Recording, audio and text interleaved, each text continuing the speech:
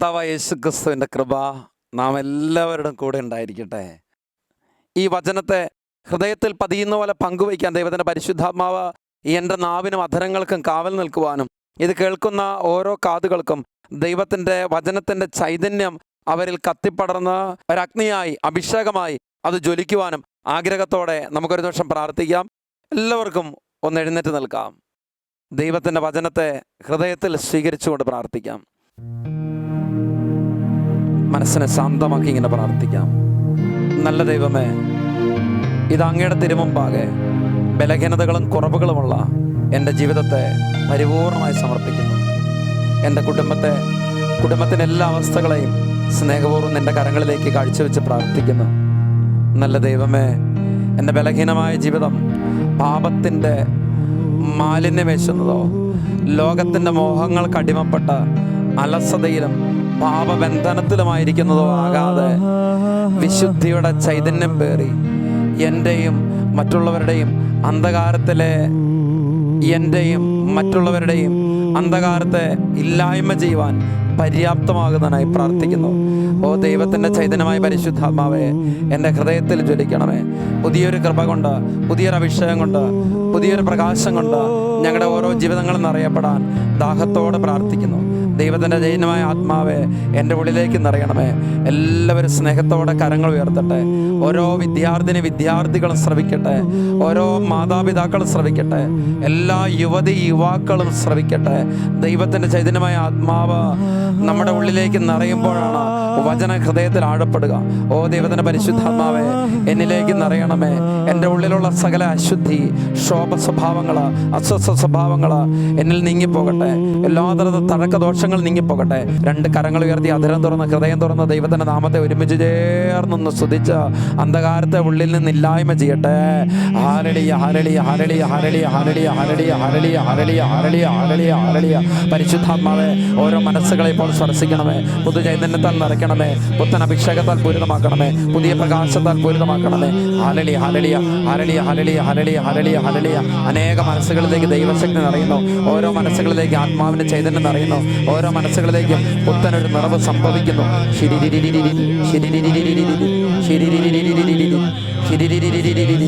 ആരാധന, ആരാധന, ആരാധന, ആരാധന. അനേകരെ പാപ ജീവിതത്തെ വിട്ടുപേക്ഷിക്കാനായിട്ടുള്ള കൃപ ലഭിച്ചവരായി മാറട്ടെ. പുത്തനൊരു കൃപയിലേക്ക് നിറയട്ടെ.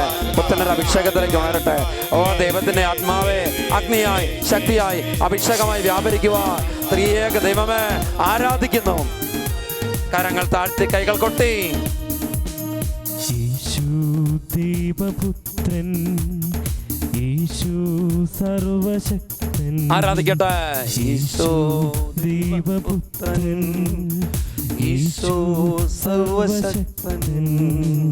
Hallelujah, hallelujah, hallelujah, hallelujah.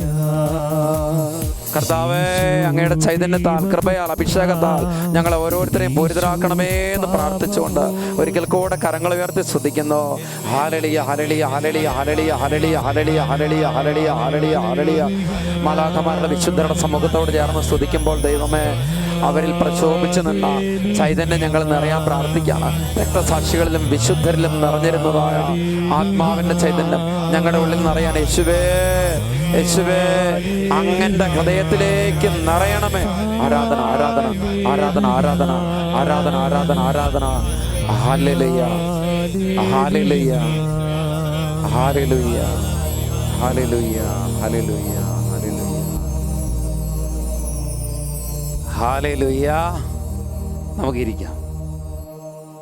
ഈജിപ്തിൻ്റെ അടിമത്തത്തിൽ കിടന്ന ഇസ്രായേൽ മക്കളുടെ രക്ഷയ്ക്ക് വേണ്ടിയിട്ട് ദൈവത്താൽ നിയോഗിക്കപ്പെട്ടപ്പോൾ ആ ദൗത്യം സസന്തോഷത്തോടെ ഏറ്റെടുത്ത മോശപ്രവാചകനെക്കുറിച്ച് ഹെബ്രായർ ലേഖനത്തിൻ്റെ 11-ാം അധ്യായം 25-ാം വചനത്തിൽ പറയുന്ന വാക്ക് നമ്മൾ വായിച്ചിട്ടുള്ളതാണ്. ഈ ദിവസങ്ങളിൽ അത് വായിച്ചപ്പോൾ എൻ്റെ ഹൃദയത്തിൽ വീണ്ടും ഒരു ജ്വലനം തോന്നിയതുകൊണ്ട് ഈ സമയത്ത് ഈ ഒരു വചനം പങ്കുവയ്ക്കാനായിട്ട് ആഗ്രഹിക്കുകയാണ്. പാപത്തിൻ്റെ നൈമിഷിക സുഖങ്ങളെക്കാൾ ദൈവജനത്തിൻ്റെ കഷ്ടപ്പാടുകളിൽ പങ്കുചേരുന്നതിനാണ് അവൻ ആഗ്രഹിച്ചത്. ഞാൻ ഓർക്കുകയാണ്, ഇന്ന് കണ്ടെത്തുന്ന ഒത്തിരിയേറെ മക്കൾ, വിദ്യാർത്ഥികൾ, കുടുംബത്തിലുള്ളവർ പാപത്തിൻ്റെ സുഖത്തെ ആസ്വദിക്കാനായിട്ടൊരു വെമ്പൽ അവരുടെ മനസ്സിൽ. ശരിയല്ലേ? എന്നാൽ മറ്റുള്ളവരുടെ വേദനകളോ കഷ്ടപ്പാടുകളോ ഒരു പ്രശ്നമല്ല. പിന്നെ ചില സാമൂഹ്യ മാനത്തിന് വേണ്ടിയിട്ടൊക്കെ ചില കാര്യങ്ങളൊക്കെ ചെയ്തു കൂട്ടും. കുടുംബത്തിൽ ചില മാതാപിതാക്കൾ സങ്കടത്തോടെ പറയും, അവൻ പ്രാർത്ഥിക്കാനൊന്നും വരികയില്ലച്ചാ, അവൾക്ക് പ്രാർത്ഥിക്കാനൊന്നും താല്പര്യമില്ലച്ചാ, മൊബൈലും കുറേ വേറെ ഇടപാടുകളും ഒക്കെ ആയിട്ട് നടക്കുക, എന്നാന്ന് ആർക്കറിയാം. ഇങ്ങനെയൊക്കെ പോയാൽ എന്തായിരിക്കും അവസാനം? ഒരു ധ്യാനത്തിന് പോകാൻ പറഞ്ഞാൽ അതിന് 100 കൂട്ടം ഒഴികഴിവുകൾ പറയും. ഒന്ന് പള്ളിയിൽ പോകാൻ എഴുന്നേക്കാൻ കഴിയല. ഇങ്ങനെ കുറേയേറെ മാതാപിതാക്കൾ ഒത്തിരി സങ്കടം പറയാം. ഇവിടെ മക്കളുടെ ജീവിതത്തെ മാത്രം കുറ്റപ്പെടുത്താവോ എന്ന് ഞാൻ ചിന്തിക്കുമ്പോഴും അതിനും പറ്റത്തില്ല. കാരണം ഈ അടുത്ത ദിവസം ഒരമ്മ എന്നെ വിളിച്ച് പറയാ, അച്ഛാ അവളെ ഒന്ന് ഉപദേശിക്കണം, എപ്പോഴും മൊബൈലിൽ തന്നെയാണ്. അപ്പം ഞാൻ ചോദിച്ചു, അവൾക്ക് എപ്പോഴാണ് മൊബൈൽ മേടിച്ചു കൊടുത്തേ? പരീക്ഷയുടെ റിസൾട്ടൊന്നും വന്നില്ലല്ലോ, അതിനു മുമ്പ് തന്നെ ഇതൊക്കെ കഴിഞ്ഞോ? പപ്പ എങ്ങോട്ട് 10-20,000 രൂപയുടെ ഒരു നല്ല മൊബൈൽ അങ്ങ് വാങ്ങിക്കൊടുത്തു. ഇപ്പം അതിനകത്ത് തന്നെയാണ്. അച്ഛനൊന്ന് ഉപദേശിച്ച് ശരിയാക്കണം. പ്രിയപ്പെട്ട മാതാപിതാക്കളെ, ഒരു കാര്യം ഞാൻ സ്നേഹത്തോടെ ഓർമ്മിപ്പിച്ചോട്ടെ. ഈ പാപം ചെയ്യാനുള്ള സകല വഴി ഒരുക്കി കൊടുത്ത്, ഒരു വഴിതെറ്റിപ്പോകാനുള്ള സകല മാർഗങ്ങളും വീട്ടിൽ അവസരം ഒരുക്കി കൊടുത്തിട്ട് ഞങ്ങൾ ഉപദേശിക്കുകയാണോ വേണ്ടത്? നിങ്ങൾ മക്കളുടെ സന്തോഷവും അവരുടെ സുഖമൊക്കെ തേടാൻ വേണ്ടിയിട്ട് ഈ കാര്യങ്ങൾ മുഴുവൻ സന്തോഷമായിക്കോട്ടെ എന്ന് പറഞ്ഞ് ചെയ്തു കൊടുത്തിട്ട് ഞങ്ങൾ അച്ഛന്മാരും വേറെ കുറേ സിസ്റ്റേഴ്സും വേറെ കുറേ പേരും ഇങ്ങനെ ഉപദേശിക്കാനിരുന്നാൽ ഈ മക്കൾ എന്നാ പറയുക? ഞങ്ങൾക്ക് ഈ ഉപദേശം കേൾക്കണ്ട. എത്ര പ്രാവശ്യമായെന്നറിയാം കേൾക്കുന്നു. ഇങ്ങനെ 100 കൂട്ടം കാര്യങ്ങൾ അവരുടെ സുഖേച്ഛകൾക്ക് സന്തോഷങ്ങൾക്കും വേണ്ടി ഒരു വിവേകമില്ലാതെ ചെയ്തു കൊടുക്കുന്ന കാരണവന്മാരാണ് ഞാൻ ചോദിക്കുന്നത്. എന്ത് വിവേകത്തോടു കൂടിയാണ് മക്കൾ പരീക്ഷയിലൊന്ന് വിജയിച്ചു, ഫുൾ A+ കിട്ടി, ആ ഉടനെ തന്നെ മൊബൈൽ മേടിച്ചു കൊടുത്തു. ഇനി ഒന്നും കിട്ടിയില്ല, അവൾ പറഞ്ഞു പരീക്ഷ വലിയ കുഴപ്പമില്ലായിരുന്നു പറഞ്ഞു, ഉടനെ തന്നെ മേടിച്ചു കൊടുത്തോ? എന്നിട്ട് ബാക്കി അനുഭവിച്ചോ? വരാൻ പോകുന്നതിനൊക്കെ മുഴുവൻ അനുഭവിച്ച് അധപ്പതിച്ച് കഴിയുമ്പോൾ അയ്യോ ഒന്ന് രക്ഷിക്കണം അച്ഛാ, അവൾ വേറത്തിൻ്റെ കൂടെ പോയി എന്ന് പറഞ്ഞ് 100 കാര്യമായിട്ട് വരണ്ട. കാരണം എന്താ? ഇത് ചെയ്തു വെക്കുന്നത് കുറേ കാരണവന്മാർ തന്നെയാണ്. ഈ വളർത്തു ദോഷം വളർത്തു ഗുണം എന്ന് പറയുന്ന 2 കാര്യങ്ങൾ കൂടെ ഉണ്ട്.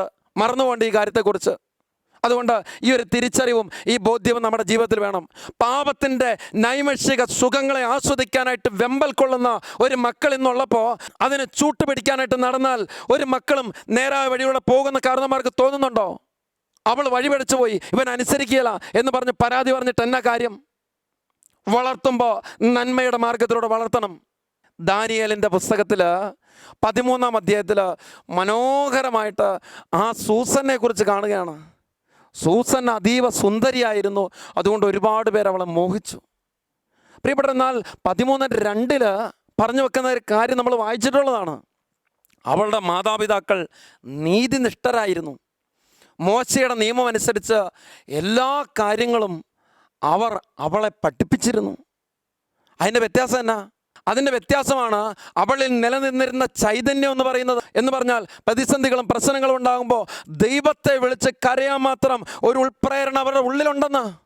ഈ കാരണവന്മാർ വീട്ടിൽ കിടന്ന് വഴക്കും ഇടപാടുകളും കാര്യങ്ങളുമായിട്ട് പോകുമ്പോഴും പ്രാർത്ഥനയില്ലാതെ ആത്മീയതയില്ലാതെ ദൈവിക ചൈതന്യം ഇല്ലാതെ ഒരു യഥാർത്ഥത്തിലുള്ള പ്രകാശം പരത്തുന്ന ജീവിതമായിട്ട് മാറാതെ തോന്നിയാസം ജീവിതം നയിച്ചിട്ട് ഓരോ തരത്തിലും മക്കളെക്കുറിച്ച് പറഞ്ഞാൽ മാത്രം പോരാ, മറിച്ച് ചിന്തിക്കണം ജീവിതത്തിൽ ഞങ്ങൾ എങ്ങനെയാണ് മക്കളെ വളർത്തുന്നത്? ഒരു നന്മയുടെ മാതൃക കാണിച്ചു കൊടുക്കാൻ പറ്റുന്നുണ്ടോ? ഒരു പ്രാർത്ഥനയുടെ ചൈതന്യവും പ്രകാശവും മക്കളിലേക്ക് കൊടുക്കാൻ പറ്റുന്നുണ്ടോ? പറ്റിയില്ലെങ്കിൽ പ്രിയപ്പെട്ടവരെ, ചങ്കത്തടിച്ച് എൻ്റെ പിഴ എന്ന് 30 പ്രാവശ്യം കരയണം. സംശയമില്ല കാര്യത്തിൽ. പിന്നെ വേറെ കുറേ കാര്യങ്ങൾ പടച്ചു വെച്ചിട്ട് കാര്യമില്ല. ജന്മം കൊടുത്താൽ മാത്രം പോരാ, മറിച്ച് മക്കളെ പരിശുദ്ധിയിൽ വളർത്താനായിട്ടുള്ള ഒരു ഉത്തരവാദിത്വം കൂടെ ഓരോ മാതാപിതാക്കൾക്കും ഉണ്ട്. അതുകൊണ്ട് ഈ മക്കൾ ഈ പരിശീലനം നേടുന്ന എവിടുന്ന? അത് മാതാപിതാക്കളുടെ നന്മ നിറഞ്ഞ മാതൃകയിലൂടെയാ. അല്ലാതെ പറഞ്ഞ് അനുസരിപ്പിച്ച് ചെയ്യുന്ന കാര്യത്തിൽ മാത്രമല്ല, മറിച്ച് നന്മ നിറഞ്ഞ മാതൃകയിലൂടെ മാതാപിതാക്കൾ ഈ മക്കളുടെ മുമ്പിൽ ജീവിത പാഠമായിട്ട് മാറി നിർത്തുക. അവർ പഠിക്കും ജീവിതത്തിൽ ദൈവത്തോട് ചേർന്ന് നിന്നാൽ ലഭിക്കുന്ന ചൈതന്യത്തെക്കുറിച്ച്. ഇതില്ലാതെ ഞങ്ങൾ വചനം പ്രഘോഷിച്ചുകൊണ്ടോ, ഇതില്ലാതെ ഞങ്ങൾ ഉപദേശിച്ചുകൊണ്ടോ അവർ ഈ ഉപദേശത്തെ വെറും പഴഞ്ചാക്ക് പോലെ തള്ളിക്കളയും. അവർ ഈ ഉപദേശത്തെ വെറും പടങ്കടലാസ് പോലെ ചുരുട്ടിക്കൂട്ടിക്കളയും. നിങ്ങൾ വിചാരിക്കരുത് അവരത് കേൾക്കാമെന്ന് നിങ്ങൾ വിചാരിക്കരുത്. അവരത് അനുസരിക്കുന്ന. അവർ പറയും ഈ അച്ഛൻ എപ്പോഴും ഉപദേശമുള്ളൂ, ആ സിസ്റ്റർ എപ്പോഴും ഉപദേശമായിട്ട് വരും. എന്തൊരു ശല്യം ഇതാ. കാരണം അവർക്ക് ശല്യമാണ്. നിങ്ങൾ ഇങ്ങനെയൊക്കെ അങ്ങ് രക്ഷപ്പെട്ട് നിൽക്കുക. ഞങ്ങളെപ്പോലുള്ളവർ ഈ ഉപദേശികളായിട്ട് അവതരിപ്പിക്കുക. അത് വേണ്ട. മറിച്ച് ജീവിതത്തിൽ അടിസ്ഥാനപരമായ വിശ്വാസം, തീഷ്ണത, സ്നേഹം, ചൈതന്യം അത് അവരുടെ ജീവിതത്തിലേക്ക് പകർന്നു കൊടുക്കുക. എന്നിട്ട് അവർ വഴിതെറ്റി പോകുന്നെങ്കിൽ പ്രിയപ്പെട്ട മാതാപിതാക്കളെ, ഞങ്ങൾക്ക് അവർക്ക് വേണ്ടി ചിലത് ചെയ്യാൻ സാധിക്കും. കാരണം എന്താണെന്നറിയാവോ? അവരുടെ ഉള്ളിൽ ഈ നന്മയുടെ, വിശുദ്ധിയുടെ, ജീവിത ചൈതന്യത്തിൻ്റെ വിത്ത് പാകപ്പെട്ടിട്ടുണ്ട്. ഇനി ഞങ്ങൾക്ക് തന്നെ വേണ്ടേ? അതിനൊന്ന് വെള്ളം ഒഴിച്ചു കൊടുത്താൽ മതി. ഇതൊന്നും ഇല്ലാത്തവർ ജീവിതത്തിൽ വെറുതെ മരുഭൂമി വെള്ളം ഒഴിക്കുന്ന കണക്കാ. ഒന്നും പൊട്ടി മുളയ്ക്കാനില്ല. കാരണം എന്നാ? അവിടെ വിത്ത് വിതയ്ക്കപ്പെട്ടിട്ട് വേണ്ടേ. അതുകൊണ്ട് ഞാൻ കാരണവന്മാരെ കുറ്റപ്പെടുത്തും കേട്ടോ. വേറൊന്നുമല്ല, നിങ്ങൾ ജീവിതത്തിൽ ഒരാത്മീയതയുടെ ചൈതന്യം ഉള്ളിൽ പേറുന്നവരായിട്ട് മാറിയില്ല എങ്കിൽ അപകടത്തിലേക്കുള്ള പോക്ക വരും തലമുറ. വേറെ എന്നാക്കെ സമ്പാദിച്ചു വെച്ചിട്ടും കൊച്ചിന് അത് മേടിച്ചു കൊടുത്ത് ഇത് മേടിച്ചു കൊടുത്ത് എല്ലാം ചെയ്തു കൊടുത്തു, എന്നിട്ടും അവൾ ഇങ്ങനെയൊക്കെ പോയില്ലേ എന്ന് പറഞ്ഞിട്ടൊന്നും ഒരു കാര്യമില്ല കേട്ടോ. മൂല്യവും ആത്മീയതയും അതിൻ്റെ ചൈതന്യവും പ്രകാശവും ഒക്കെ പകർന്നു കൊടുക്കാതെ ഞങ്ങൾ പണ്ട് ഒരുപാട് കഷ്ടപ്പെട്ടതാ, എൻ്റെ കൊച്ചിന് ഇനി കഷ്ടപ്പാട് അനുഭവിക്കാതെ വളർത്തണം, ഒരല്ലലും അല്ല അരച്ചിലും എൻ്റെ കൊച്ച് അനുഭവിച്ചേക്കരുത് എന്നൊക്കെ പറഞ്ഞ് ഈ തല കയറ്റി വെച്ച് പുന്നാരിച്ചങ്ങ് നടക്കുമ്പോഴേ ഒരു കാര്യം ഓർത്തോ, മൂല്യമില്ലാതെ പ്രകാശമില്ലാതെ ഒരു ജീവിതമേ നാശത്തിലേക്കുള്ള പോക്കാ. ബാക്കിയുള്ളവരെന്നല്ല, നിങ്ങളെ കൂടെ ചവിട്ടി പുറത്താക്കും. എന്നിട്ട് പിന്നെ കരഞ്ഞും കാറി അതിലെല്ലാം നടന്നിട്ട് കാര്യമൊന്നുമില്ല. ഏതായാലും വൃദ്ധസദനത്തിന് മൂലക്കിരുന്നിട്ട് അയ്യോ മക്കൾ ഉപേക്ഷിച്ച്, അയ്യോ ഞങ്ങൾക്കിപ്പോൾ ആരുമില്ലേ എന്ന് പറഞ്ഞ് നിലവിളിച്ചിട്ടൊന്നും കാര്യമില്ല. ഇന്ന് ചിന്തിച്ചാണ് ഈ കാര്യത്തെക്കുറിച്ച്. ബോധ്യമില്ലാതെ ഒരു ജീവിതം നയിച്ചേച്ച്, മൂല്യമില്ലാതെ ഒരു നന്മയുടെ മാതൃക കാണിച്ചു കൊടുക്കാതെ ജീവിച്ചേച്ച് ഈ കാര്യത്തിന് ചോദ്യം ചെയ്തേക്കരുത്. നീ മക്കളോട് ഓർമ്മിപ്പിക്കുക, അവധിക്കാല അടിച്ചു പൊളിച്ച് നടക്കാൻ വേണ്ടിയിട്ട് ഒരു വല്ലാത്ത പ്രവണതയുണ്ട്. ഓരോ വീട്ടിൽ ചെല്ലുമ്പം കാണാം ഈ കുത്തും തോണ്ടുമായിരുന്നു. പണ്ടൊക്കെ കാർന്നോന്മാർക്കാണ് കണ്ടുകൊണ്ടിരുന്നത്. ഈ വീട്ടിൽ ചെല്ലുമ്പോൾ ഈ വെറ്റിലിങ്ങനെ എടുത്തു വെച്ച് ഈ തേക്ക് ചുണ്ണാമ്പേ എന്ന് പറഞ്ഞ കണക്ക് ഇപ്പം ഈ തേപ്പും പിന്നെ വാക്കി തേപ്പുക. ഞാൻ പറഞ്ഞു വെക്കുക മക്കളെ, ഇതെങ്ങോട്ടുള്ള പോക്കാണ് എന്ന് നിങ്ങൾ ഓർത്തോണം കേട്ടോ. അവസാനം ഒരു കാർച്ചയാണ് പിള്ളേർ. ഞാനവിടെ ധ്യാനത്തിന് പോയായിരുന്നു, ഞാനതിന് മുമ്പ് തിരി കത്തിച്ചായിരുന്നു, ഞാനിവിടെ നേർച്ചയിട്ടായിരുന്നു, എന്നിട്ടും കർത്താവ് അനുഗ്രഹിച്ചില്ല. അയ്യോ, കർത്താവ് അനുഗ്രഹിക്കാത്തതിൻ്റെ ഒരു കുഴപ്പമല്ലേ? പഠിക്കേണ്ട സമയത്ത് ഇതും കളിച്ച് ആ കേസും ഈ കേസും ഈ പ്രേമം ആ ലൈനും ഇടപാടുമായിട്ട് നടന്നേച്ച് അവസാനം ഒരു മെഴുകുതിരി കത്തിക്കലിൻ്റെ കുഴപ്പമല്ലേ നിനക്കുള്ളൂ. എന്നിട്ട് പറയാം കർത്താവ് അനുഗ്രഹിച്ചിട്ടില്ല. കർത്താവ് നിൻ്റെ തോന്യാസത്തെ കയറി അനുഗ്രഹിക്കാനിരിക്കുന്ന അത്ര വിലകെട്ട ഒരു ദൈവമാണെന്ന് വിചാരിച്ചേക്കരുത്. എന്നാ ചിന്തിക്കാത്ത ഈ കാര്യത്തെക്കുറിച്ച്? എന്താ ഒരു അപബോധം ഇല്ലാതെ ജീവിക്കുന്നത്? പ്രിയപ്പെട്ട മക്കളെ, ഒരു കാര്യം ഓർത്തോ, ആദ്യാന്തം ഈ അവധിക്കാലത്തെങ്കിലും ഒരല്പസമയം പ്രാർത്ഥനയിലും ആത്മീയതയിലും ഒക്കെ ചെലവഴിക്കാനായിട്ട് നീ മനസ്സ് കാണിക്കാതിരുന്നാൽ, നീ പഠിക്കാനുണ്ടെന്ന് പറഞ്ഞാൽ ഈ കഴിഞ്ഞ നാളുകൾ മുഴുവൻ പള്ളിയിൽ പോകാതിരുന്നിട്ടുണ്ട്. ഈ അവധിക്കാലത്ത് നിനക്ക് എന്നാ കാരണമാണ് പറയാനുള്ളത്? ഇതിൻ്റെ മുഴുവൻ ക്ഷീണമെന്നുള്ളതോ?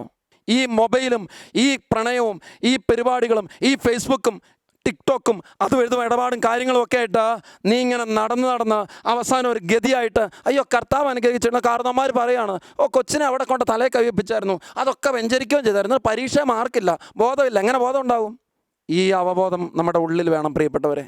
പാപത്തിൻ്റെ നൈമിഷിക സുഖങ്ങളെ ആസ്വദിക്കുന്നതിനേക്കാൾ ദൈവജനത്തിൻ്റെ കഷ്ടപ്പാടിൽ പങ്കുചേർന്ന മോശയെപ്പോലെ എത്ര മക്കളുണ്ട് ഒരു ആത്മീയതയുടെ ചൈതന്യം ഉള്ളിൽ പേറാനായിട്ടും മറ്റുള്ളവരെ നന്മയിലേക്ക് നയിക്കാനായിട്ടും. ഇതില്ലാതെ വന്ന് ഇന്ന് ജീവിച്ചിട്ട് എങ്ങോട്ടുള്ള പോക്ക? ലോകത്തിൻ്റെ സകല കാര്യങ്ങളും നമ്മുടെ ജീവിതത്തെ അടിമപ്പെടുത്തുമ്പോൾ പഠനമോ പ്രാർത്ഥനയോ ഇല്ലാത്ത ഒരവസ്ഥയിലേക്ക് നമ്മൾ അതപ്പതിക്കും. സംശയമില്ല കാര്യത്തിൽ. പൗലോസിലെ കൊരിന്ത്യർക്കെഴുതിയ ലേഖനത്തിൻ്റെ 6, 12, 10, 23 വചനത്തിലൂടെ തത്തുല്യമായ കാര്യങ്ങളാണ് ഓർമ്മിപ്പിക്കുന്നത്. എല്ലാം നിയമാനുസൃതമാണ്, എന്നാൽ എല്ലാം പ്രയോജനകരങ്ങളല്ല. എല്ലാം നിയമാനുസൃതമാണ്, എന്നാൽ ഒന്നും എന്നെ അടിമപ്പെടുത്താൻ ഞാൻ അനുവദിക്കുന്നില്ല. വീണ്ടും പറഞ്ഞു നോക്കുക 10:23 എല്ലാം നിയമാനുസൃതമാണ്, എന്നാൽ എല്ലാം പ്രയോജനകരങ്ങളല്ല. എല്ലാം നിയമാനുസൃതമാണ്, എന്നാൽ എല്ലാം പടുത്തുയർത്തുന്നില്ല. അപ്പം ജീവിതത്തെ അടിമപ്പെടുത്തുന്നത് എന്തോ, ജീവിതത്തെ പടുത്തുയർത്താത്തത് എന്തോ, നിൻ്റെ ജീവിതത്തിൽ എന്നാ ഉള്ളത്, അത് വസ്തുവായാലും പ്രേമമായാലും ഏത് കേസുകെട്ടായാലും അതിനെ നീ ഉപേക്ഷിക്കാൻ മനസ്സാകുന്നിടത്താണ് നിൻ്റെ ദൈവം നിൻ്റെ ജീവിതത്തിലേക്ക് കൃപ വർഷിക്കുക. അല്ലാതെ അടഞ്ഞിരിക്കുന്ന ഒരു പാത്രത്തിലേക്ക് ഒന്നും ഒഴിക്കാൻ സാധിക്കില്ല എന്ന് നമ്മൾ തിരിച്ചറിയുന്നത് പോലെ തന്നെ ഒരു സത്യത്തെ തിരിച്ചറിഞ്ഞ് ജീവിതത്തിൽ നിന്നെ ചില കാര്യങ്ങൾ അടിമപ്പെടുത്തിയിട്ടാൽ ആ ദൈവത്തിന് അവിടെ എവിടെ സ്ഥാനമാണ്? എന്താണ് നമ്മളിലെ പല സ്വഭാവ വൈകല്യങ്ങൾക്കും പിന്നിലുള്ള കാരണം? എന്താണ് ഇതുവരെ ഇല്ലാത്ത ചില മക്കൾക്ക് ഒരു പ്രത്യേക ദേഷ്യം? എന്താണ് അപ്പനോട് അമ്മയോട് ഇത്ര അരിശം? എന്തുകൊണ്ടാണ് അവരുടെ അടുത്ത് ഒരല്പസമയം ചെലവഴിക്കാനോ അവരോടൊന്ന് തുറന്ന് സംസാരിക്കാനോ നമുക്കൊരു സമയമില്ലാത്തതും നമുക്കൊരു താല്പര്യമില്ലാത്തതും? ചിന്തിക്കണ ഈ കാര്യത്തെക്കുറിച്ച്. വേറൊന്നും ഉണ്ടല്ല, ലോകമോഹങ്ങൾ എൻ്റെ ജീവിതത്തെ വല്ലാതെ അങ്ങ് വശീകരിക്കുമ്പോൾ അതിൻ്റെ അടിമത്തത്തിലാണ് പാപം ചെയ്യാനുള്ള താല്പര്യം. എൻ്റെ ജീവിതത്തിൽ ഏതിനാണോ ഞാൻ ഒന്നാം സ്ഥാനം കൊടുക്കുന്നത് അതാ എൻ്റെ ജീവിതത്തെ അടിമപ്പെടുന്നത്. ശരിയല്ലേ? ചിന്തിച്ചു നോക്ക്. എൻ്റെ ജീവിതത്തെ മൊബൈലും ഗെയിമും വേറെ ബന്ധങ്ങളും കാര്യങ്ങളും അടിമപ്പെടുത്തുമ്പോൾ, ഫേസ്ബുക്ക് ബന്ധങ്ങളും മറ്റു തരത്തിലുള്ള ബന്ധങ്ങളും എൻ്റെ ജീവിതത്തെ വളർത്താനായിട്ട് ഞാൻ അതിന് പ്രാധാന്യം കൊടുക്കുമ്പോൾ എനിക്കവിടെ കാരണവരുടെ മിണ്ടാൻ സമയമെന്നാ? എനിക്കവിടെ എൻ്റെ കുടുംബാംഗങ്ങളോട് ചേർന്ന് ജീവിക്കാനുള്ള സമയമില്ല അവിടെ. അതുകൊണ്ട് തന്നെ അവരുടെ സാമീപ്യം എനിക്കൊരു പ്രത്യേക ദേഷ്യ. അമ്മയുടെ അപ്പൻ്റെ ഉപദേശം എനിക്കൊരു ദേഷ്യ. അവർ ചെറുതോ വലുതുമായ ജോലികൾ പറയുമ്പോഴും എനിക്കത് അസഹനീയമാണ്, ഒരു അസ്വസ്ഥതയാണ്. അച്ഛന്മാർ ഉപദേശിക്കുന്നത്, സിസ്റ്റേഴ്സ് ഉപദേശിക്കുന്നത്, മതാധ്യാപകർ നല്ല കാര്യങ്ങൾ പറയുന്നത് എനിക്കവർ ഒരു വല്ലാത്ത ഭാരമാണ്. എന്താ കാരണം? വേറെ കാരണമൊന്നുമില്ല. ഇതേ കാര്യമുള്ളൂ. എൻ്റെ ജീവിതത്തെ ഒരു നേർവഴിക്ക് നയിക്കാൻ ആരെ അനുവദിക്കാതിരിക്കുക. ആരാ ഇതിന് പിന്നിൽ? മറ്റാരുമല്ല, സാത്താൻ നമ്മുടെ ബുദ്ധിയെ, ചിന്തകളെ മുഴുവൻ മറച്ചു വച്ചിരിക്കുക. സാത്താൻ നമ്മുടെ ചിന്തകളെ, ബുദ്ധികളെ മുഴുവൻ മറച്ചു വെച്ചിരിക്കുക. അതാ ഞാൻ പറഞ്ഞത്, പുരോഗമനവാദികളെന്ന കണക്ക് ചില കാരണവന്മാർ ചിലപ്പോൾ ചിന്തിക്കുക, ഓ എൻ്റെ കഷ്ടപ്പാടൊന്നും എൻ്റെ കൊച്ചിനെ അനുഭവിക്കാൻ ഞാൻ ഇനി അനുവദിക്കുകയില്ല. എന്നിട്ട് എന്നാ മെച്ചം ഉണ്ടാകുന്നത്? ചിന്തിച്ചോണം ഈ കാര്യത്തെക്കുറിച്ചൊക്കെ. വെറുതെ ഉട്ടോപ്യൻ ഐഡിയാസ് ചിന്തിച്ച് നിൻ്റെ ജീവിതത്തിൽ വരുത്തിക്കൂട്ടുന്നതോ സിനിമയിലോ സീരിയലിലോ ഒക്കെ അവതരിപ്പിക്കപ്പെടുന്നതുമാണ് യാഥാർത്ഥ്യമെന്ന് മുഴുവൻ അങ്ങ് വിഴുങ്ങി ചിന്തിച്ചേക്കരുത്. അപകടത്തിലേക്കുള്ള പോക്കിനെക്കുറിച്ച് വ്യക്തവും കൃത്യവുമായ ധാരണ മാതാപിതാക്കൾക്കുണ്ടാകണം, മക്കൾക്കുണ്ടാകണം. ഇന്ന് പഠിക്കാതെ, ഇന്ന് പ്രാർത്ഥനയില്ലാതെ, ഇന്ന് മൂല്യങ്ങളില്ലാതെ ഇങ്ങനെ ജീവിതം നയിച്ച് മുമ്പോട്ട് പോയാൽ നാളെ ഒരു സുപ്രഭാതത്തിൽ ആ പരീക്ഷ വരുമ്പോൾ മാത്രം നിനക്ക് പഠിച്ച് വിജയിക്കാൻ തോന്നുന്നുണ്ടോ? നാളെ ഒരു ഇൻ്റർവ്യൂവിന് വരുമ്പോൾ മാത്രം എല്ലാ കാര്യങ്ങളും ഇങ്ങനെ തലയിലേക്ക് തുറന്ന് കിട്ടുമെന്ന് വിചാരിക്കുന്നുണ്ടോ? ഒന്നുമില്ല. മറിച്ച് ഈ സമയത്ത് നിൻ്റെ ജീവിതത്തിലേക്ക് ഏത് നന്മ ആർജിച്ചെടുക്കുന്നോ, ഏത് മൂല്യം ആർജിച്ചെടുക്കുന്നോ അത് ജീവിതത്തിൽ എന്നും ഒരു സമ്പത്തായി കൂടെയുണ്ട്. അത് ജീവിതത്തിൽ എന്നും കരുത്തും ബലവുമായിട്ട് കൂടെയുണ്ട്. ഒരു ഉണ്ണുവടി കണക്ക് നിൻ്റെ ജീവിതത്തിൽ നിന്നെ മുമ്പോട്ട് നയിക്കാനും ശക്തിപ്പെടുത്താനും അത് പര്യാപ്തമാണ്. പക്ഷെ ഒരു കാര്യം ഓർത്തോ, ഈ മൂല്യങ്ങളും നന്മകളും സമ്പാദിക്കാതെ ജീവിതത്തിൽ പാപത്തിൻ്റെ വഴികളെ മാത്രം നീ ആശ്രയിച്ച് മുമ്പോട്ട് പോകുമ്പോൾ, മകനെ മകളെ, ആത്മാവിൻ്റെ പ്രേരണകൾ മുഴുവൻ നിഷേധിച്ച് കളഞ്ഞൊരു ജീവിതമാണ് അത്. നാശത്തിലേക്കുള്ള ഒരു നിനക്ക് തിരിച്ചു വരാൻ അസാധ്യമായ വിധത്തിൽ നീ ഒരു പാപത്തിന്റെ പടുകുഴിയിൽ വീണുപോകുന്ന വ്യക്തിയായിട്ട് മാറും. നിന്റെ ഭാവി ജീവിതം മുഴുവൻ നശിച്ചു പോയ ഒന്നായിട്ട് അധപ്പതിക്കും. സംശയമില്ല കാര്യത്തെക്കുറിച്ച് ഓർത്തോണം. അതുകൊണ്ട് തിരിച്ചറിവ് നമ്മുടെ ഉള്ളിൽ നന്നായി സൂക്ഷിക്കണം. ബന്ധനങ്ങൾ അഴിയത്തുന്ന കുടുംബത്തിൽ നിന്ന് മക്കളുടെ മേലുള്ള കെട്ട് അഴിയട്ടെ. അനുസരണക്കെട്ടിൻ്റെ അരുവ് വിട്ടുപോരട്ടെ. നമ്മുടെ വ്യക്തിജീവിതത്തെ, കുടുംബത്തെ ഇങ്ങനെ പിടിച്ചിട്ടിരിക്കുന്ന എല്ലാ പൈശാചിക പ്രവണതകളും നീങ്ങിപ്പോകട്ടെ എന്ന് കുടുംബത്തിൽ നിന്ന്. ദൈവാരാധന ഉയരട്ടെ. മാതാപിതാക്കളെ ഒരു കാര്യം ഓർത്ത് ചങ്കുപൊട്ടി പ്രാർത്ഥിച്ചോണ്ട് മക്കൾക്ക് വേണ്ടി കേട്ടോ. കർത്താവ് അതാ പറഞ്ഞു വെച്ചിരിക്കുന്നത്, എന്നെ ഓർത്ത് നിങ്ങൾ കരയണ്ട, പിന്നെയോ മക്കളെ ഓർത്ത് കരയണം കേട്ടോ. ഒരുപാട് കാരണവന്മാർ മക്കളെ ഓർത്ത് കരയേണ്ട ഒരു കാലമായത്. വേണ്ടത്ര രീതിയിൽ ശ്രദ്ധ പുലർത്തിയിട്ടില്ലെങ്കിൽ ഇനിയെങ്കിലും ശ്രദ്ധ പുലർത്തേണ്ട ഒരു കാര്യം അത്. നിങ്ങളിങ്ങനെ വഴക്കടിച്ചും ബഹളം ഉണ്ടാക്കിയും ആ സോതോം ഗൊമോറയിൽ ഇങ്ങനെ തിന്നുകുടിച്ച് ആനന്ദിച്ച് അവർ കഴിഞ്ഞ പോലെ പലതും കേൾക്കുമ്പോൾ ഒരു തമാശയായിട്ടൊക്കെ അങ്ങ് എടുത്തോ കേട്ടോ. ഈ നാളുകളിൽ ഒത്തിരിയേറെ ആത്മീയ വ്യക്തികൾ വ്യക്തവും കൃത്യവുമായ നിർദ്ദേശങ്ങൾ പല കാര്യങ്ങളെക്കുറിച്ച് തരുന്നുണ്ട്, ശക്തമായ താക്കീതുകൾ തരുന്നുണ്ട്. ഇതൊക്കെ കുഴപ്പമൊന്നുമില്ല, ഇതൊന്നും ഒരു പ്രശ്നമൊന്നുമില്ല, എന്നെക്കുറിച്ചല്ല ബാക്കിയുള്ളവർ ആരൊക്കെ നന്നാകാനുണ്ട് എന്നൊക്കെ ചിന്തിച്ചിങ്ങനെ ജീവിച്ചോ കേട്ടോ. പോക്ക് എങ്ങോട്ടാണ് എന്ന് നമുക്ക് ചിന്തിക്കാൻ പറ്റത്തില്ല. എല്ലാം തീർന്നു കഴിയുമ്പോൾ ചിന്തിക്കാൻ പിന്നെ ഒരു അവസരം ഉണ്ടാകത്തില്ല.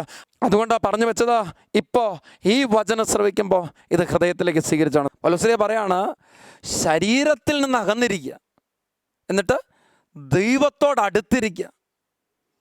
അപ്പം എന്താ സംഭവിക്കുക? ശരീരത്തിൽ നിന്നകന്ന് ദൈവത്തോട് അടുത്തിരിക്കുന്നത് വഴി ദൈവത്തെ പ്രസാദിപ്പിക്കുക. ഈ അനേക വിശുദ്ധാത്മാക്കൾ ഇതുപോലെ ജീവിച്ചത് മുഴുവനും വിലകെട്ട ജീവിതമായിരുന്നെന്നോ, അത് ഒരു ഫലമില്ലാതെ പോയെന്നോ നമുക്ക് പറയാൻ പറ്റുമോ? ഇന്നെന്തിനാ അവരുടെ മധ്യസ്ഥം തേടുന്നത്? ഇന്നെന്തിനാ ആ രൂപങ്ങളെ പോയി തൊട്ടുമുട്ടുന്നത്? ഇന്നെന്തിനാ നൊവേലയിൽ പ്രാർത്ഥിക്കുന്നത്? അവർ ഇതുപോലെ ശരീരത്തിൽ നകന്ന് കർത്താവിനോട് അടുത്ത് ചേർന്ന് ജീവിച്ചതിൻ്റെ ചൈതന്യം അവരുടെ ശരീരത്തിൽ തന്നെയുണ്ട്, അവരുടെ ജീവിതത്തിൽ തന്നെയുണ്ട്. ആ മാതൃകയും ആ മധ്യസ്ഥയുമാണ് പ്രിയപ്പെട്ടവരെ നമ്മൾ ഓരോരുത്തരും തേടുന്നു എന്നുള്ള കാര്യം മറന്നു പോകണ്ട. അതുകൊണ്ട് ഇതൊക്കെ പഴഞ്ചൻ ചിന്താഗതികളാണ്. ഇന്ന് അങ്ങനെയൊന്നും ആവശ്യമില്ല. ഇന്ന് എന്തേറെ സന്തോഷത്തോടെ ജീവിക്കാവോ അതാണ് ദൈവം ആഗ്രഹിക്കുന്നത്. അതുകൊണ്ട് സന്തോഷിച്ചോളുക. പിന്നെ ബാക്കിയുള്ളവരെ കുറേ സഹായിക്കുക. ഇങ്ങനെയൊക്കെയുള്ള ചില ചിന്തകൾ മാത്രം, ആവശ്യമുള്ള ചില കാര്യങ്ങൾ മാത്രം മനസ്സിൽ വെച്ചുകൊണ്ട് പോകരുത്. മറ്റുള്ളവരെ സഹായിക്കുന്നത് തെറ്റാണോ? അല്ല.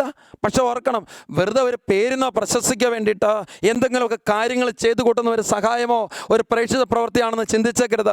ദൈവികമായൊരു കാഴ്ചപ്പാടോടുകൂടെ അല്ലാതെ, വിശ്വാസത്തിൻ്റെ പ്രകാശത്തിലല്ലാതെ നീ ഒരു കാര്യം ചെയ്യുമ്പോൾ ആപേക്ഷികതയുടെ കളങ്കമുള്ള ഒരു പ്രവൃത്തി തന്നെയാണ്. ആ കാര്യത്തിൽ സംശയമില്ല. അത് വെറുതെ ഒരു സോഷ്യൽ സ്റ്റാറ്റസിന് വേണ്ടിയിട്ടുള്ള ചില കാര്യങ്ങളായിട്ട് മാത്രം അതപ്പതിക്കും. എവിടെയോ നിൻ്റെ ഉള്ളിൽ ഇങ്ങനെ ചില കാര്യങ്ങളുണ്ട്. അതില്ലാതെ വരുന്നത് എപ്പോഴാണ്? യഥാർത്ഥ ആത്മീയതയുടെ ചൈതന്യത്തോടുകൂടെ ഞാനും നിങ്ങൾ പ്രവർത്തിക്കാനായിട്ട് തുടങ്ങുമ്പോൾ പ്രിയപ്പെട്ടവരെ, അതിന് പിന്നിൽ ഒരു കളങ്കത്തിൻ്റെ കറയുണ്ടാകത്തില്ല. വിശുദ്ധ ഫൗസ്തീനയോട് കർത്താവ് പറയുന്നൊരു കാര്യമുണ്ട്: നീ എന്നെ സ്നേഹിക്കാതെ ചെയ്യുന്ന ഓരോ പ്രവൃത്തിയും എനിക്ക് വേദനാജനകമാണ്. അപ്പോൾ അങ്ങനെ ചിന്തിച്ച് നോക്കിയേ, ഞാൻ ഈ വചനം പ്രസംഗിക്കുമ്പോൾ എൻ്റെ കർത്താവിനോട് സ്നേഹമില്ലെങ്കിൽ ഇത് വെറുതെ ഒരു പ്രഹസനമാണ്. ഞാൻ പ്രാർത്ഥിക്കുമ്പോൾ എൻ്റെ ദൈവത്തോടുള്ള സ്നേഹമില്ലെങ്കിൽ അത് പ്രഹസനമാണ്.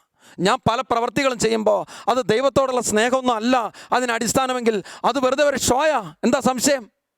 അതുകൊണ്ട് ഓർത്തേ, എൻ്റെ ജീവിതത്തെ ഒരല്പം കൂടെ ക്രമപ്പെടുത്തേണ്ടതുണ്ട്. മക്കളാ, ഈ നാളുകളിൽ ചിന്തിച്ചേ, ഇനി അവധി തീരാൻ ഏതാനും ദിവസങ്ങൾ മാത്രമേ ബാക്കിയുള്ളൂ. അങ്ങനെയെങ്കിൽ ഈ ചുരുങ്ങിയ ദിവസങ്ങളെങ്കിലും എൻ്റെ മനസ്സിനെ ഒന്ന് സ്വസ്ഥതയിലേക്ക്, സമാധാനത്തിലേക്ക് കൊണ്ടുവരണം. എൻ്റെ മനസ്സിനെ ദൈവത്തോടൊന്ന് ചേർത്ത് വെക്കാൻ എനിക്ക് പറ്റണം.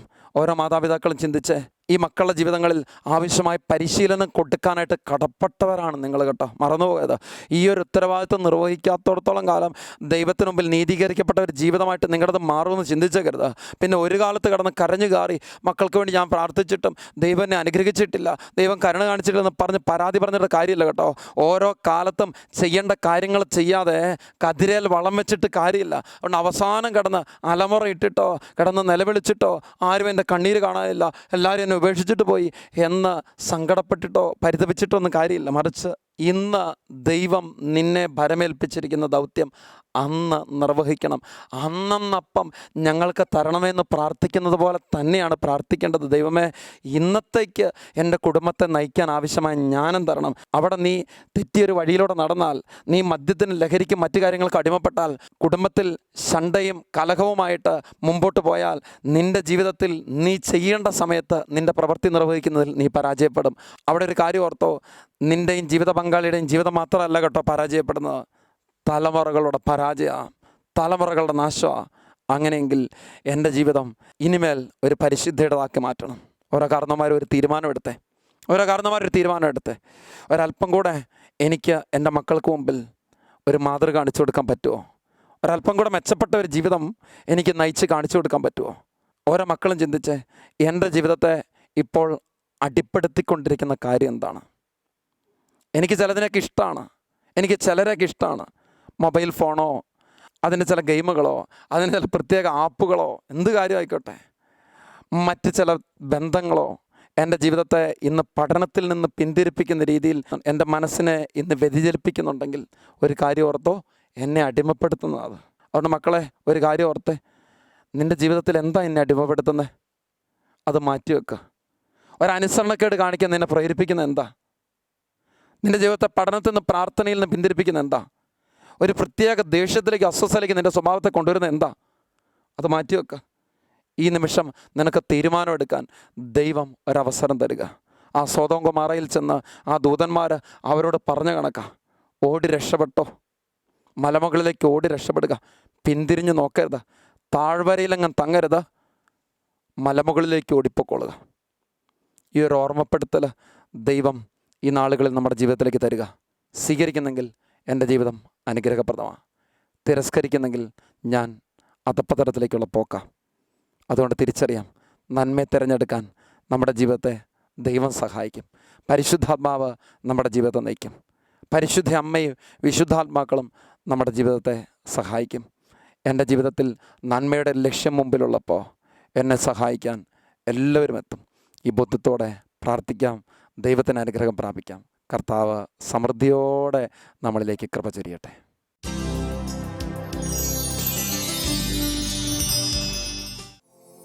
കർത്താവ്, ജീവിതം മുഴുവൻ ഇതാ നിൻ്റെ മുമ്പിലേക്ക് സമർപ്പിക്കുന്നു. ജീവിതത്തിൻ്റെ എല്ലാ അവസ്ഥകളും നിൻ്റെ മുമ്പിലേക്ക് സമർപ്പിക്കുന്നു. നന്മ ആഗ്രഹിക്കുമ്പോഴും തിന്മ പ്രവർത്തിച്ചു പോകുന്ന ഒരുപാട് ബലഹീനതകൾ എന്നിലുണ്ട്. പരിശുദ്ധാത്മാവ് ഒരുപാട് പ്രേരണകൾ എൻ്റെ ജീവിതത്തിലേക്ക് നൽകിയിട്ടും അവനെ നിഷേധിച്ച് കളഞ്ഞ ഒരു താന്തോന്യത്തിൻ്റെ ജീവിതം നയിച്ചു. കർത്താവേ, അങ്ങിലൂടെ എൻ്റെ ജീവിതത്തിലേക്ക് ലഭിക്കുന്ന അനുഗ്രഹങ്ങളോ നന്മകളോ ചിന്തയില്ലാതെ അപ്പോൾ ലഭിക്കുന്ന സുഖം, അതിൻ്റെ സന്തോഷം, അതിനുവേണ്ടി എൻ്റെ മനസ്സ് വെമ്പൽ കൊണ്ടു. ഓ കർത്താവേ, ഈ നിമിഷം ഓരോന്നിനും മാപ്പ് ചോദിക്കുക. എല്ലാത്തിനും മാപ്പ് ചോദിക്കുക. ബലഹീനമായ എൻ്റെ ജീവിതത്തിലേക്ക് നീ തന്നെ ശക്തി പകരണമേ. കുറവുകളുള്ള എൻ്റെ ജീവിതത്തിലേക്ക് നീ തന്നെ ബലം പകരണമേ. കർത്താവേ, ഈ നിമിഷം ഹൃദയത്തിൽ അങ്ങേ സ്നേഹിച്ച് ആരാധിക്കുന്നു. കരങ്ങൾ സ്വർഗത്തിലേക്ക് വരട്ടെ, കരങ്ങൾ സ്വർഗത്തിലേക്ക് വരട്ടെ. ഹൃദയം നിറഞ്ഞ് കർത്താവിനെ സ്നേഹിക്കട്ടെ. ദൈവത്തിൻ്റെ ആത്മാവിൻ്റെ ചൈതന്യം നമ്മുടെ ഉള്ളിലേക്ക് നിറയാൻ ദാഹത്തോടെ എല്ലാ ദൈവമക്കളും ചേർന്ന് സ്വരമുയർത്തി സ്തുതിക്കട്ടെ. Hallelujah, hallelujah, hallelujah, hallelujah, hallelujah, hallelujah, hallelujah, hallelujah. ഹൃദയഭാരം നീങ്ങട്ടെ, മനസ്സിൻ്റെ നൊമ്പരപ്പാടുകൾ നീങ്ങട്ടെ, പാപചിന്തകൾ നീങ്ങട്ടെ, അലസതയുടെ അരൂപി വിട്ടുമാറട്ടെ, എല്ലാ മ്ലേച്ഛതകൾ നീങ്ങിപ്പോകട്ടെ, എല്ലാ തരത്തിലുള്ള പാപത്തിൻ്റെ അടിമത്തങ്ങൾ നീങ്ങട്ടെ, എല്ലാ തരത്തിലുള്ള മാധ്യമങ്ങളുടെ അടിമത്തവും മക്കളിൽ നിന്ന് വിട്ടുമാറിപ്പോകട്ടെ, അനുസരണക്കേടിൻ്റെ അരൂപി നീങ്ങിപ്പോകട്ടെ, എല്ലാ തരത്തിലുള്ള തെറ്റായ പ്രവണതകളെ, തെറ്റായ ബന്ധങ്ങളുടെ അരൂപികൾ യേശുക്രിസ്തുവിന്റെ നാമത്തിൽ ഇപ്പോൾ തന്നെ തകർന്നു പോകട്ടെ. ആരാധന, ആരാധന, ആരാധന, ആരാധന, ആരാധന, ആരാധന, ആരാധന, ആരാധന, ആരാധന. പരിശുദ്ധാത്മാവേ, എന്നിലേക്ക് അവിടുന്ന് അറിയണമേ. പാവനാത്മാവേ, എന്നിലേക്ക് ആവസിക്കണമേ. എല്ലാ അശുദ്ധിയും, എല്ലാ മ്ലേച്ഛതകളും, എല്ലാ ലോക സുഖ ചിന്തകളും നീങ്ങിപ്പോകട്ടെ. ഓരോ മനസ്സുകളിലേക്കും പരിശുദ്ധാത്മാവ് നിറഞ്ഞ എല്ലാ പാപബന്ധനങ്ങളും, ആസക്തികളും, അശുദ്ധിയും, അസ്വസ്ഥതയും നീങ്ങിപ്പോയി ദൈവത്തിൻ്റെ ആത്മാവിൻ്റെ പ്രകാശം ജ്വലിക്കുന്ന ഒരു സമയമാണ്. കർത്താവ് നമ്മുടെ ജീവിതങ്ങളെ ആശീർവദിക്കുന്ന നിമിഷങ്ങളിൽ തന്നെ സകല കെട്ടും ബന്ധനം അഴിഞ്ഞു പോകും. സകല അശുദ്ധിയും സകല ആസക്തികളും അതിന് വേരോടെ പിടിതെറിയപ്പെടും. ദൈവശക്തി നമ്മളിലേക്ക് നിറയുന്ന സമയമാണ്. ശക്തിയോടെ ദൈവനാമത്തെ സ്തുതിച്ച് ആരാധിച്ചുകൊണ്ടാണ് ആശീർവാദം സ്വീകരിക്കുക. രണ്ട് കരങ്ങൾ ഉയരട്ടെ, രണ്ട് കരങ്ങൾ ഉയരട്ടെ. ഹൃദയം ദൈവത്തെങ്കിലേക്ക് നന്നായി ഉയർത്തിക്കൊണ്ട് ആശീർവാദം സ്വീകരിക്കുകയാണ്. മരിച്ചവരെ ഉയർപ്പിച്ച കർത്താവ്, ബന്ധനാവസ്ഥയിലായിരുന്നവർക്ക് മോചനം നൽകിയ കർത്താവ്, അടിച്ചമർത്തപ്പെട്ടവർക്ക് സ്വാതന്ത്ര്യം നൽകിയ കർത്താവ്, അനേകർക്ക് സൗഖ്യം നൽകിയ കർത്താവ്, ഇതാ നിന്റെ ജീവിതത്തെ ഇപ്പോൾ കണ്ട് ആശീർവദിച്ച് നിന്റെ ബന്ധനങ്ങൾ അഴിക്കുന്ന സമയമാണ്. മനമകളെ വിശ്വസിച്ച് കർത്താവിനെ സ്തുതിച്ച് hallelujah, hallelujah, hallelujah, hallelujah, hallelujah. കർത്താവായ ദൈവമേ, കാലങ്ങളായിട്ട് വ്യക്തി കുടുംബ ജീവിതത്തെ കെട്ടിയിട്ടിരിക്കുന്ന അനുസരണക്കേടിൻ്റെ രൂപി, ദുസ്വഭാവം, ലോകത്തോടുള്ള ആസക്തികൾ, അശുദ്ധി, തിന്മ, ബന്ധനം, തെറ്റായ ബന്ധങ്ങൾ, കർത്താവ് മൊബൈൽ അടിമത്തങ്ങൾ, ഇന്റർനെറ്റ് അടിമത്തങ്ങൾ, മറ്റേതുള്ള അശുദ്ധിയുടെ ബന്ധങ്ങൾ, അതുവഴിയുള്ള ബന്ധനങ്ങൾ കുടുംബ ജീവിതത്തിൽ നിന്ന് വിട്ടൊഴിഞ്ഞു പോകട്ടെ. Hallelujah, hallelujah, hallelujah, hallelujah. അലസതയുടെയും അനുസരണക്കേടിന്റെയും അരൂപികളെ യേശുക്രിസ്തുവിന്റെ നാമത്തിൽ തകർത്ത് കളയുന്നു. ആരാധന, ആരാധന, ആരാധന, ആരാധന, ആരാധന. Hallelujah, hallelujah, hallelujah. അനേക കുടുംബങ്ങളില് കെട്ടുപൊട്ടിപ്പോകുന്നു. മക്കളുടെ ജീവിതം അനുസരണക്കേടിന്റെ അരൂപി ഇല്ലാതാകുന്നു. ദൈവ വചനം കേൾക്കാനോ പ്രാർത്ഥിക്കാനോ സാധിക്കാത്ത വിധം മനസ്സ് കെട്ടിയിട്ടിരിക്കുന്ന, പഠിക്കാൻ കഴിയാത്ത വിധത്തിൽ ജീവിതത്തെ ബന്ധിച്ചിട്ടിരിക്കുന്ന സകല അരൂപികളും യേശുക്രിസ്തുവിന്റെ ദിവ്യകാരുണ്യ ആശീർവാദത്താൽ തകർന്നു പോകുന്നു. ദൈവശക്തി വ്യാപരിക്കുന്നു. ആരാധന, ആരാധന, ആരാധന, ആരാധന. Hallelujah, hallelujah, hallelujah.